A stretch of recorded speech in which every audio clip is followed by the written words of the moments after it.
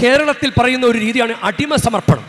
ഇപ്പോൾ ഇവിടെ പലരും അച്ഛന്മാരെന്നോട് ചോദിച്ചു, മറ്റ് ഭാഷകളിലുള്ള അച്ഛന്മാരും മലയാളികൾ വന്നിട്ട് അടിമ വെക്കുവോ എന്ന് ചോദിക്കുമ്പോൾ അവർക്കറിയില്ല. അങ്ങനെ ഒരു കാര്യം ഇവിടെ ഇല്ല. നമ്മുടെ നാട്ടിലാണത് ഉള്ളത്, അടിമ. യഥാർത്ഥത്തിൽ അടിമ വയ്ക്കുക എന്ന് പറഞ്ഞു കഴിഞ്ഞാൽ ഒരു സെക്കൻഡ് അച്ഛനെ കൊണ്ട് പ്രാർത്ഥിപ്പിക്കുന്നത് മാത്രമല്ല. അടിമ ഇരിക്കുക എന്ന് പറഞ്ഞാൽ എന്താ? കർത്താവിന് പ്രതിഷ്ഠിച്ചോളാം എന്നാണ്. ചില ആളുകൾ അതിനെ പ്രതീകാത്മകമായിട്ട് പള്ളിയിലെ രാവിലെ മുതൽ വൈകുന്നേരം വരെ ഒരിടത്തും പോലെ അവിടെ ഇരുന്ന് അടിമ ഇരുന്ന് പ്രാർത്ഥിക്കും. അതാണ്, അങ്ങനെ അടിമ വെച്ചോളാം എന്ന് നേർന്നു.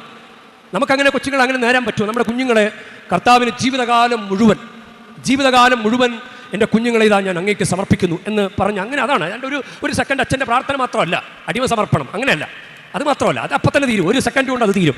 ഒരു സെക്കൻഡ് കൊണ്ട് തീരുന്ന സമർപ്പണമോ? ജീവിതകാലം മുഴുവൻ നീണ്ടു നിൽക്കേണ്ട സമർപ്പണമല്ലേ? മക്കളെ ദൈവം തന്ന മക്കളല്ലേ, നമ്മുടെ കഴിവുകൊണ്ടുണ്ടായതല്ലോ. ദൈവത്തിൻ്റെ അനുഗ്രഹമാണ് മക്കൾ.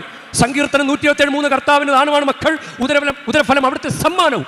ദൈവത്തിൻ്റെ സമ്മാനമാണ് മക്കൾ. കുഞ്ഞുങ്ങളില്ലാത്ത ദമ്പതികൾക്ക് അവർക്കറിയാം, ഒരു കൊച്ചില്ലാത്തതിൻ്റെ വിഷമം അവർക്കറിയാം. കുഞ്ഞുങ്ങളുള്ളവർക്ക് സ്വാഭാവികമായി ആ സമയക്രമത്തിൽ കുഞ്ഞുങ്ങളുണ്ടായവർക്ക് ചിലപ്പോൾ അതിൻ്റെ വില മനസ്സിലായിട്ടുണ്ടാകില്ല. കാത്തുകാത്തിരുന്ന് കുഞ്ഞുങ്ങളുണ്ടായിട്ടുള്ളവരുടെ വിഷമവും അതിനവർ കൊടുത്തിട്ടുള്ള വിലയും. മക്കളെ വളർത്തുക, വിദ്യാഭ്യാസം കൊടുത്ത പ്രാർത്ഥനയിൽ വളർത്തുക എന്നത് അത് എഴുതപ്പെട്ട നിയമമൊന്നുമല്ല. അത് ചെയ്തില്ലെങ്കിൽ നാട്ടുകാർ തല്ലാനൊന്നും വരില്ല.